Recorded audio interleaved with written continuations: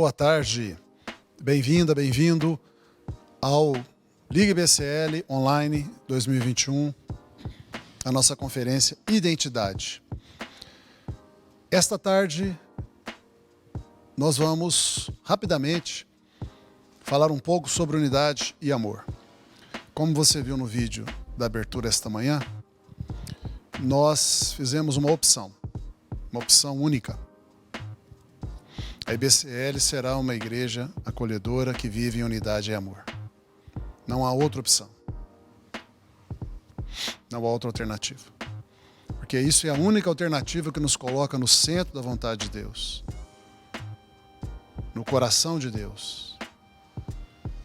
Na mais profunda essência do Evangelho.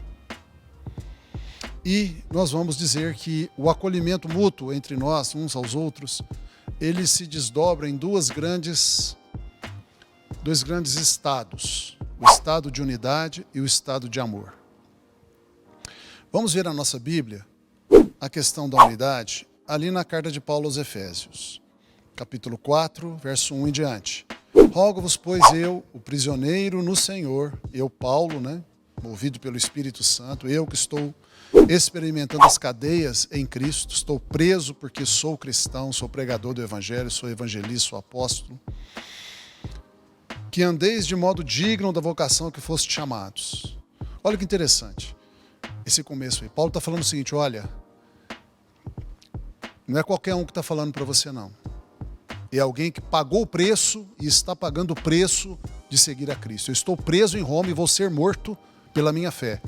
E eu então, nessa condição de alguém que pagou o preço, de alguém que está na essência da vida, de alguém que está vivendo a única vida que vale a pena, eu, com toda essa clareza de entendimento que eu tenho hoje pelo próprio Deus, que o Deus, pelo seu Espírito me deu, eu estou falando para você, ande de modo digno da sua vocação. Vocação é o chamado seu, é a determinação de Deus sobre a sua vida. Ande de modo coerente, digno desta vocação. Não perca tempo na sua vida em viver de outro jeito. Não viva de outro jeito, você está perdendo tempo. Você só tem uma vida. Eu só tenho uma vida, Paulo falando. E eu usei a única vida que eu tenho, mesmo tendo o fim de ser decapitado, morto pela minha fé, valeu a pena. Ou seja, eu estou falando para você, a única vida que vale a pena ser vivida, é essa que eu vou te falar agora. Sejam humildes e mansos, vivam, andem com toda a humildade e mansidão, com toda a humildade e mansidão. Ou seja, sejam todo o tempo humildes e mansos.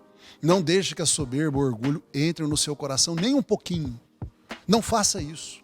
Você vai destruir a si mesmo e os seus arredores, as pessoas que convivem com você. Ande com toda a humildade e mansidão, com longanimidade, com paciência, suportando-vos uns aos outros em amor. Isso significa acolhei-vos uns aos outros. Em amor. Esforçando-vos diligentemente por preservar a unidade do Espírito Santo no vínculo da paz.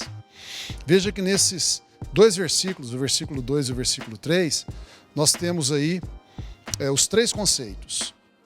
Acolhei-vos mutuamente, andem em unidade e andem em amor. O primeiro conceito, acolhei-vos mutuamente, está no versículo 2. Suportando-vos uns aos outros. Suportar aí não é aguentar uma pessoa chata, não.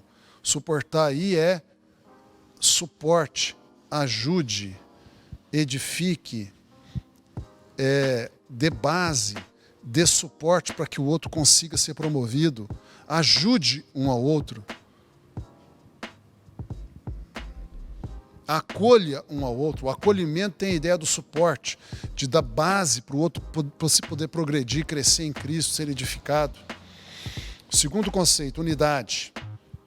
Versículo 3. Esforçando-vos diligentemente por preservar a unidade que o Espírito Santo dá à igreja. E o terceiro conceito, amor. Suportando-vos uns aos outros, versículo 2.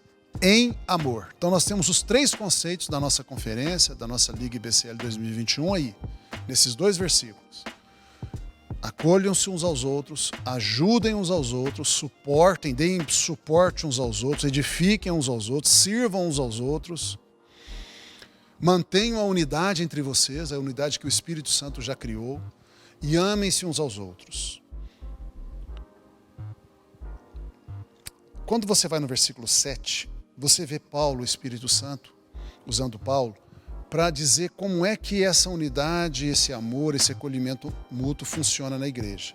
Veja na sua Bíblia aí. E a graça de Deus foi concedida a cada um de nós, membros da igreja, ou seja, todos os membros da igreja têm uma graça, e a graça foi concedida a cada um de nós. Então você tem uma graça de Deus na sua vida. Você tem. Um dom de Deus na sua vida. Você tem.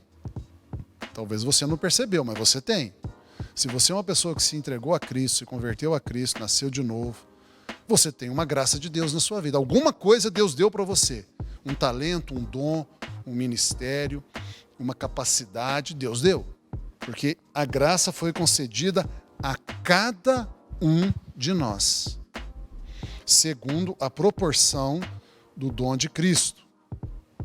Por isso diz, quando ele subiu às alturas, Cristo subiu às alturas, levou o cativo o cativeiro e concedeu dons aos homens. Ou seja, o dom vem de Cristo, né? A graça vem por meio de Cristo. Ora, que quer dizer subiu, senão que também havia descido das regiões inferiores da terra? Aquele que desceu é também o mesmo que subiu acima de todos os céus para encher todas as coisas. E ele mesmo, Jesus, concedeu uns para apóstolos, outros para profetas, outros para evangelistas e outros para pastores e mestres. Perceba bem o que o versículo 11 está dizendo. E ele mesmo, Cristo, concedeu.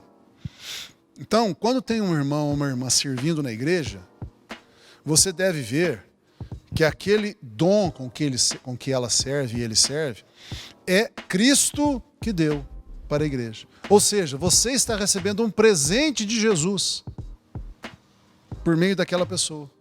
Outra coisa que você deve observar, não é só o talento que a pessoa tem, o dom que a pessoa tem, que é o presente de Jesus. O presente de Jesus é a pessoa inteira. Inteira. Não é só o talento dela. É também o jeito dela ser. A maneira como ela fala, a maneira como ela usa roupa, a maneira como ela corta o cabelo,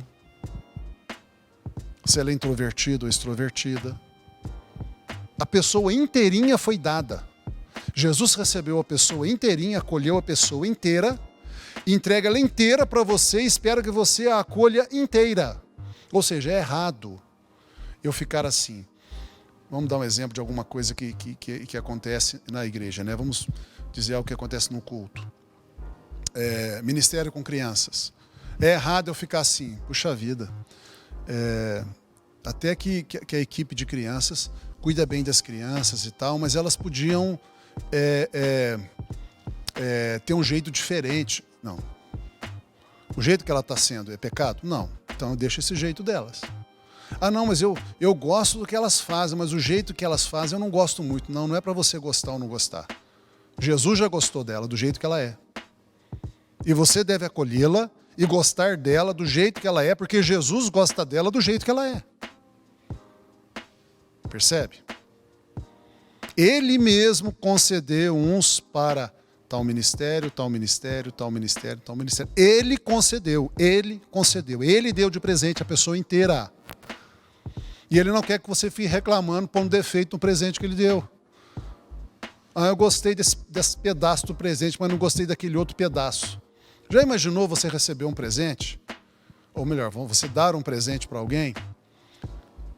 E a pessoa que recebe fica assim, vamos supor que você deu de presente esse relógio para mim. E eu fico assim, é interessante, eu gostei dessa pulseirinha aqui, mas não gostei do visor não.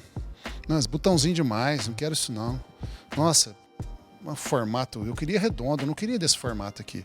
Nossa, preto? Não, eu queria que ele fosse vermelho. Já pensou? Já pensou isso? Dá vontade de pegar de volta, então me dá aí. Fica sem então. Relógio ótimo, excelente. Por que você está reclamando? Dá vontade de fazer isso, né? Eu fico pensando que Jesus deve pensar isso de vez em quando, né? Por que está reclamando do presente que eu dei?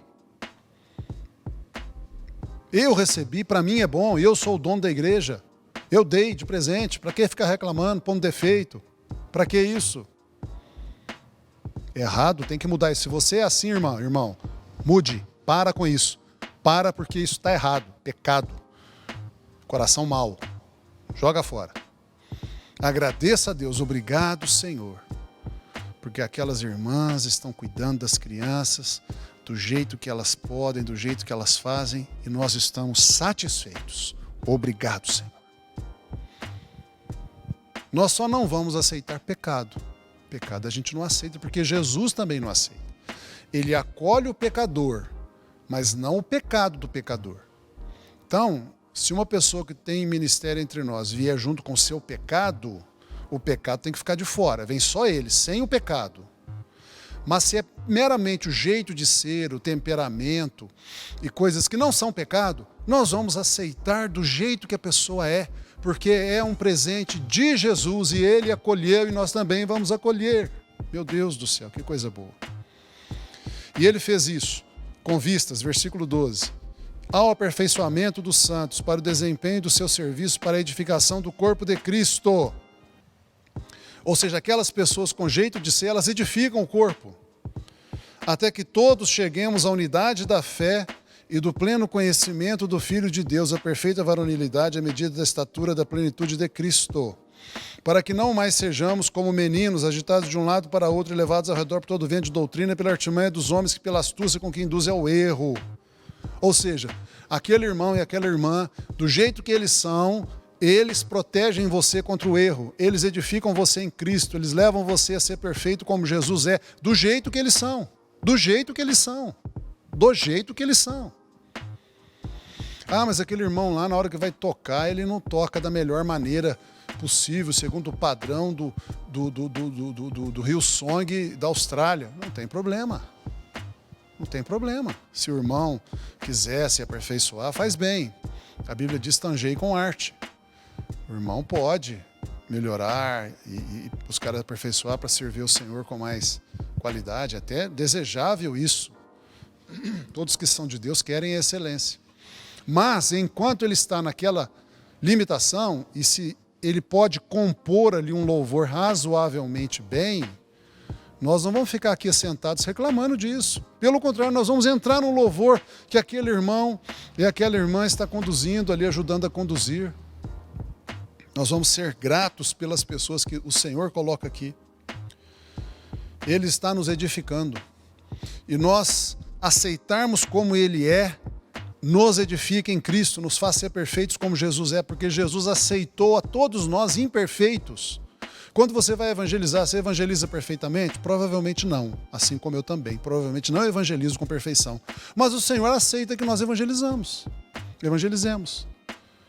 Quando eu prego perfeitamente? Tenho certeza que não, mas o Senhor aceita que eu pregue. E assim, quando você serve ao Senhor, você serve Ele perfeitamente? Certamente não. Mas o Senhor aceita o seu serviço. Fica satisfeito. Você vai ter galardão por isso, recompensas. Então Ele aceita, Ele acolhe. Nós devemos fazer o mesmo. Versículo 15.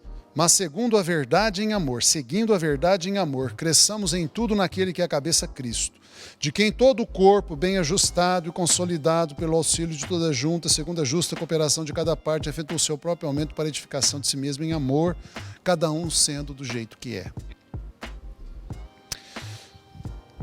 Quando o apóstolo Paulo, nessa carta aos Efésios, continua falando sobre a vida cristã e a vida da igreja, lá no verso 15, começando no 14, capítulo 5 de Efésios, verso 14. Paulo, pelo Espírito Santo, diz assim: pelo que diz Deus, desperta, ó tu que dormes, levanta-te de entre os mortos e Cristo te iluminará. Portanto, vede prudentemente como andais, não como necios, e sim como sábios, remindo o tempo, porque os dias são maus. Por esta razão não vos torneis insensatos, mas procurai compreender qual é a vontade do Senhor. E não vos embriagueis com vinho, no qual há dissolução, mas enchei-vos do Espírito Santo, falando entre vós com salmos, entoando e louvando de coração o Senhor com hinos e cânticos espirituais, dando sempre graças por tudo a nosso Deus e Pai, em nome de nosso Senhor Jesus Cristo, sujeitando-vos uns aos outros no temor de Cristo. Paulo, então, aqui ensina, o próprio Espírito Santo ensina como a gente ser cheio do Espírito Santo. 3 atitudes nos enchem do Espírito Santo. Primeiro, falando entre nós com salmos, entoando e louvando de coração o Senhor com hinos e cânticos espirituais. Segundo, dando sempre graças por tudo a nosso Deus e Pai, em nome de nosso Senhor Jesus Cristo. Terceiro, sujeitando-nos uns aos outros no temor de Cristo. O que é o terceiro? O terceiro é quando a gente aceita o irmão ministrar sobre nós. Sujeitando-vos uns aos outros no temor de Cristo. Só é possível a gente se sujeitar uns aos outros nos nossos ministérios. Não tem outra maneira. Não tem outra maneira. É a única maneira possível da gente se sujeitar uns aos outros é naquilo que o Senhor nos colocou como ministério na casa dele. Então, eu na posição de pastor, como é que alguém vai se sujeitar a mim? Quando estou eu na posição de pastor. O meu irmão que ministra louvor, como é que eu me sujeito a ele? Quando ele está ministrando louvor. A irmã que cuida de crianças, as irmãs que cuidam de crianças, como é que eu me sujeito a ela? Quando ela está cuidando de crianças. O irmão da secretaria, quando é que eu me sujeito a ele? Quando ele está secretariando. Os irmãos da mídia, quando é que eu me sujeito a eles? Quando eles estão cuidando da mídia. E assim por diante, tudo na igreja. Eu só tenho como me sujeitar uns aos outros naquilo que é o meu ministério. Não tem outra maneira. Ou seja, os ministérios agindo sobre mim me enchem do Espírito Santo se eu me sujeito a eles. Agora, se eu fico rebelde, criticando, achando ruim, não me sujeito, eu não vou ser cheio do Espírito Santo. Eu vou ser um crente vazio do Espírito Santo. O Espírito Santo até habita em mim, mas eu não tenho a unção, não tenho o enchimento do Espírito Santo. E vamos falar também do amor agora. E para falar do amor, tem aí o preciosíssimo texto, né, de Jesus, ali em João 13, lá na última ceia, João 13, 34, novo mandamento vos dou, que vos ameis uns aos outros, assim como eu vos amei, que também vos ameis uns aos outros. É o novo mandamento de Jesus, o grande mandamento de Jesus, uma espécie de único mandamento que substitui todos os outros, que nós nos amemos uns aos outros como Jesus nos amou. Não é como a gente se ama, não. Antes desse mandamento, por isso que ele é novo porque Jesus introduziu uma coisa nova nele. Nunca na Bíblia apareceu esse mandamento, a não ser ali em João 13:34. Foi a primeira vez que ele foi falado. Qual que era o mandamento anterior a esse? Ame a Deus sobre todas as coisas e o próximo como a ti mesmo. Eram 2 mandamentos que substituíam todos, que equivaliam a todos. Ame a Deus sobre todas as coisas e ao próximo como a ti mesmo. O referencial era você. Jesus aqui mudou. Ele falou, não. Você não vai amar os outros como você se ama, não. Você vai amar os outros como eu te amo. Ele mudou o referencial. E veja que ele não precisou falar ame a Deus sobre todas as coisas. Por quê? Porque se você é capaz de amar as pessoas como Jesus te amou, você já ama a Deus. Porque só uma pessoa que ama a Deus consegue amar os outros como Jesus amou. Ou seja, se você cumprir esse único mandamento de Jesus, que é o novo mandamento, o mandamento central do Novo Testamento, uma espécie de volta a um único mandamento, né? Antes da queda no Éden, só havia um mandamento. É como se Jesus falasse, eu vou voltar ao Éden, vou dar um mandamento de novo. E esse único mandamento resume todos os outros e faz você cumprir todos os outros. Ame-se uns aos outros como eu vos amei. Se você fizer isso, você automaticamente está amando a Deus. Por isso que não precisou falar do primeiro mais. Mudou o referencial do segundo e não precisou falar do primeiro, porque o primeiro foi embutido nesse único mandamento. Mas além desse, nós vamos ler aqui em Colossenses 3, versos de 1 a 9.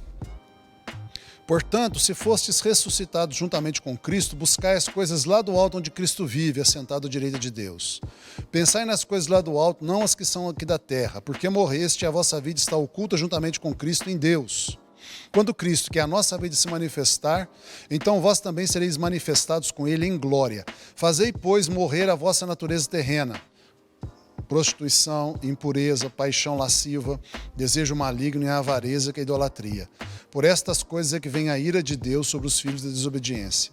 Ora, nessas mesmas coisas andastes outrora, Fostes também noutro tempo assim, quando vivíeis nelas. Agora, porém, despojai-vos igualmente de tudo isto: ira, indignação, maldade, maledicência, linguagem obscena do vosso falar. Não mintais uns aos outros, uma vez que vos despistes do velho homem com seus feitos pecaminosos. Revesti-vos, pois, como eleitos de Deus, santos e amados. Eu já estou lendo agora Colossenses. A partir do verso 12, eu pulei aí o verso 10 e 11. Então, Colossenses 3, de 1 a 9 antes, e agora Colossenses 3, 12 a 17. Revesti-vos, pois, como eleitos de Deus, santos e amados, de ternos afetos de misericórdia, de bondade, de humildade, de mansidão, de longanimidade. Suportai-vos uns aos outros, perdoai-vos mutuamente, caso alguém tenha motivo de queixa contra outrem. Assim como o Senhor vos perdoou, assim também perdoais vós. Acima de tudo isto, porém, esteja o amor, que é o vínculo da perfeição. Seja a paz de Cristo o árbitro em vosso coração, a qual também foste chamados em um só corpo, e sede agradecidos. Habite ricamente em vós a palavra de Cristo. Instruí-vos e aconselhai-vos mutuamente em toda sabedoria, louvando a Deus com salmos e hinos e cânticos espirituais com gratidão em vosso coração. E tudo o que fizerdes, seja em palavra, seja em ação, fazei em nome do Senhor Jesus, dando por ele graças a Deus Pai. Acima de tudo, porém, esteja o amor, que é o vínculo da perfeição. Então aí está a Bíblia falando. Se vocês quiserem ficar ligados uns aos outros perfeitamente, amem-se uns aos outros. E para nós fecharmos, nós temos aí uma espécie de segredo da Bíblia sobre o valor da unidade e do amor. Quando você vai ali para João 13, você vê Jesus falando do amor. Em João 17, você vê ele falando da unidade. Então, eu vou começar com João 17. João 17 é a oração sacerdotal de Cristo, onde ele ora ao Pai a favor de nós. No versículo 21, ele ora ao Pai dizendo assim: a fim, ó Pai, de que todos sejam um, todos na igreja sejam um. E como és tu, ó Pai, em mim e eu em ti, também sejam eles na igreja e em nós, unidos, para que o mundo creia que tu me enviaste. Ou seja, a unidade faz o mundo crer que Jesus é o Cristo. Se nós formos unidos dentro da igreja, nós vamos fazer o mundo lá fora acreditar que Jesus é o Filho de Deus. Você percebe? A nossa unidade interna evangeliza o mundo externo. Se nós internamente fomos unidos uns com os outros, lá fora o mundo vai ser evangelizado pela nossa união. E o mundo vai crer que Jesus é o Filho de Deus, é o Salvador, é o Senhor, é o Cristo, é o Messias, é o caminho, a verdade e a vida. É a vida eterna. Percebe? Isso é muito forte. Ou seja, a pessoa que destrói a unidade da igreja, ele está destruindo a possibilidade do mundo se converter. Ele é o anti-evangelista. Ele é o evangelista do diabo, vamos dizer assim, é o servo do diabo.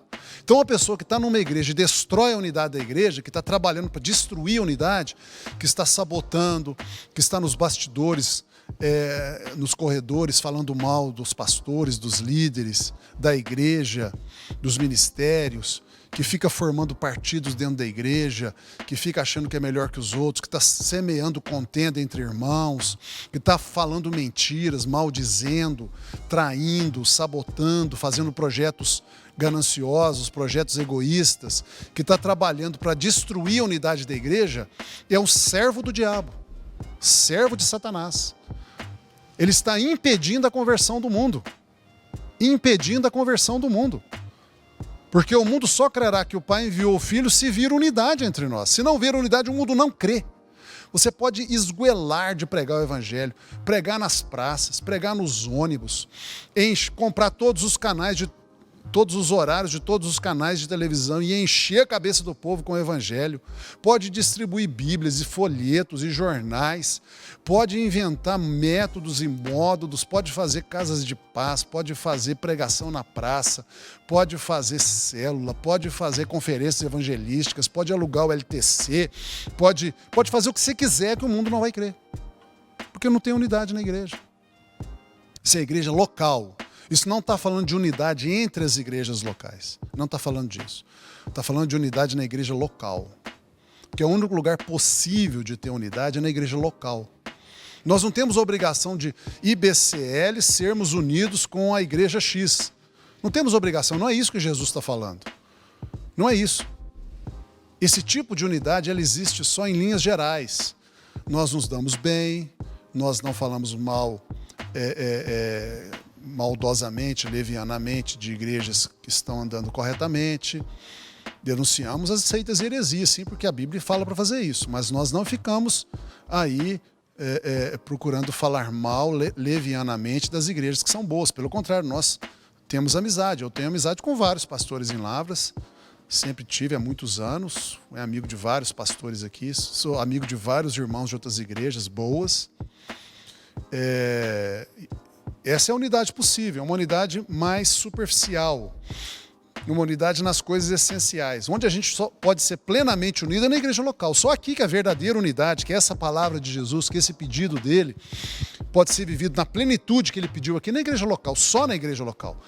Lá na eternidade, no milênio e na eternidade, isso vai ser verdade sobre todo o corpo de Cristo.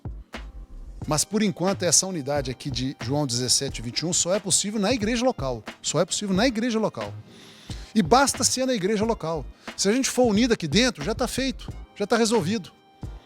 Já está resolvido. Vamos ser unidos entre nós e já está resolvido. E o mundo vai querer que o Pai enviou o Filho. Aí você vai para João 13,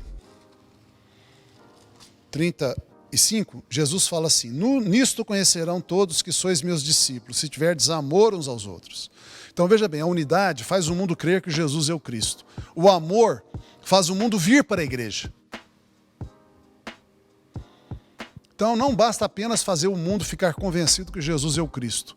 O mundo precisa saber onde está a igreja desse Cristo. E eles vão vir para a igreja que tem amor. Porque eles vão dizer assim: eu creio em Jesus e eu vejo que vocês são meus irmãos discípulos de Jesus, então eu vou ficar com vocês. Então unidade e amor é o segredo para que nós sejamos uma igreja que cresce saudavelmente, que cumpre a grande comissão saudavelmente, que fazemos discípulos, evangelizamos o mundo. É unidade e amor, esse é o segredo. Não é método, não é modelo, não é. É tolice nossa pensar que se a gente adotar tal modelo de igreja, nós vamos cumprir a grande comissão. Isso não é verdade. Isso não é verdade. Se nós formos unidos e com amor, se nós tivermos unidade e amor, qualquer modelo razoável, nós vamos crescer. Qualquer modelo razoável. Alguns podem ser mais eficazes que outros, mas não é um método ou modelo que nos faz crescer. O que nos faz crescer saudavelmente é unidade e amor. Muito bem, agora à tarde é essa palavra, né, que nós queremos deixar com a igreja. Vamos orar? Pai Santo, Pai Nosso, é isto que nós queremos, Senhor, unidade e amor conforme a Tua palavra. É para isso que nós dedicamos a nossa vida e é para isso que nós estamos ferozmente decididos a perseverar. Pedimos, Espírito Santo, que o Senhor nos dê aí toda a unção do leão da tribo de Judá, Jesus Cristo, para que a gente seja feroz em sermos unidos em amor. Oramos assim com fé, com certeza, em concordância, em nome de Jesus. Amém.